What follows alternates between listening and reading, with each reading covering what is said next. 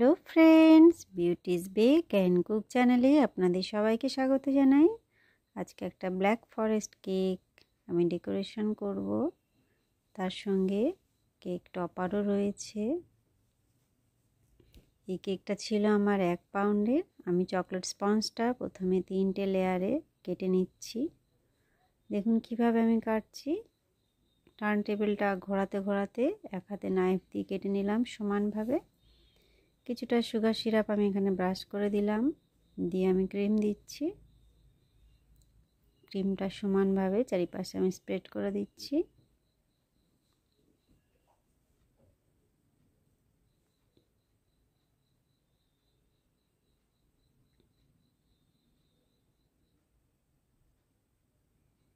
আমি এখানে cherry crush mixed করলাম। আপনারা যদি পারেন চেরি কুচি করেও এখানে দিতে পারেন, তাহলে টেস্ট অনেক বেশি ভালো লাগবে।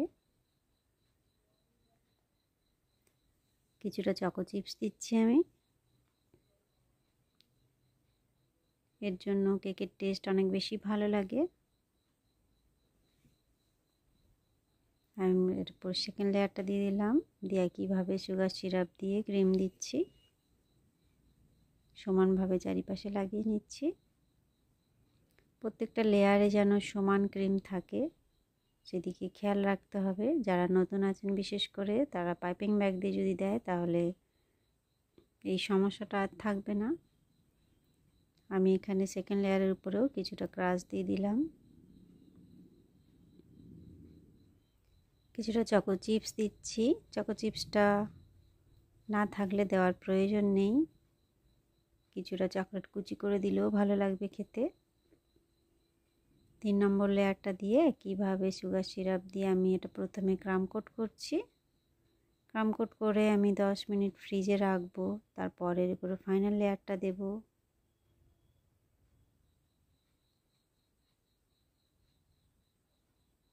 আমি 10 মিনিট ফ্রিজে রেখেছিলাম, এবার ফাইনাল লেয়ারটা দিচ্ছি।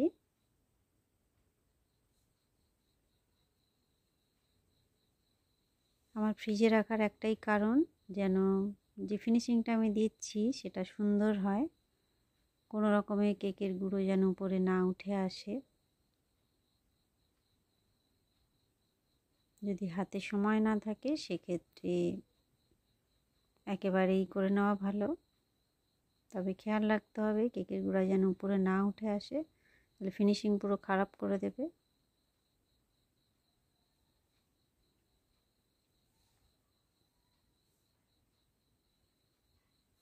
একটা স্ক্র্যাপার নিয়ে সাইডটা সমান করে নিচ্ছি, এতে কাজটা আরও তাড়াতাড়ি হয়ে যায়।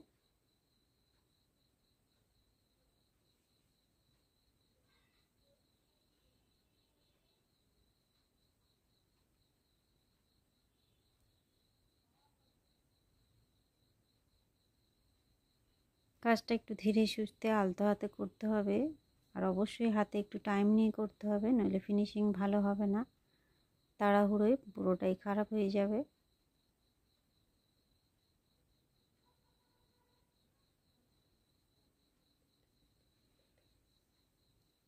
যদি খুব বেশি তাড়া থাকে তাহলে ব্রাশের সাহায্যে করতে পারেন, সেটা আরও তাড়াতাড়ি হয়ে যাবে।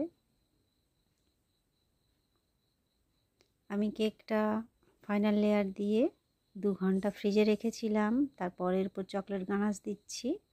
আমি অর্ধেক পার্টে দেব চকলেট গানাশ, অর্ধেক পার্ট খালি রাখবো। গানাশটা যেহেতু হালকা গরম থাকে, ওই জন্য কেকটা একটু বেশি করে ঠান্ডা করে নিতে হবে, নইলে গরম গানাশ পেয়ে ক্রিম কিন্তু গলে যেতে পারে। আমি সাইডে ড্রিপ দিয়ে দিচ্ছি।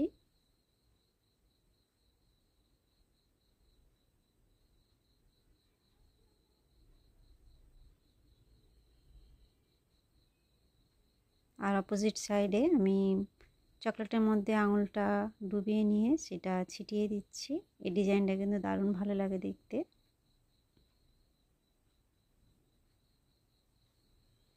এবার আমি বর্ডারটা করে নেব। এটা ছোট সাইজের স্টার নজেল।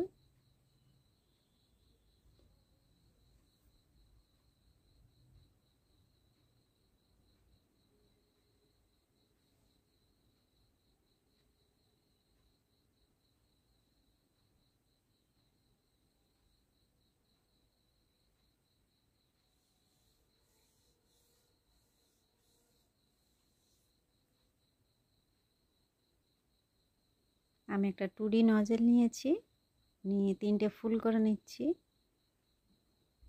এর উপরে 3টে চেরি রাখবো। এর আগেও আমি অনেকগুলো ব্ল্যাক ফরেস্ট কেক বানিয়েছি, তবে এই ডিজাইনটা একটু আলাদা। আমি কয়েকটা সেল টপার নিয়েছি চকলেটের।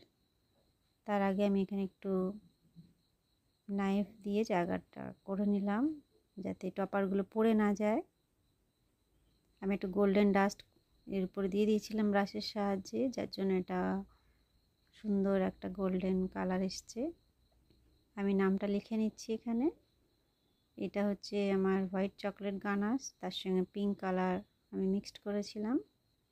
কয়েকটা গোল্ডেন সুগার বল আমি দিয়ে দিচ্ছি। আমি সাইডেও কিছুটা দিয়ে দিলাম।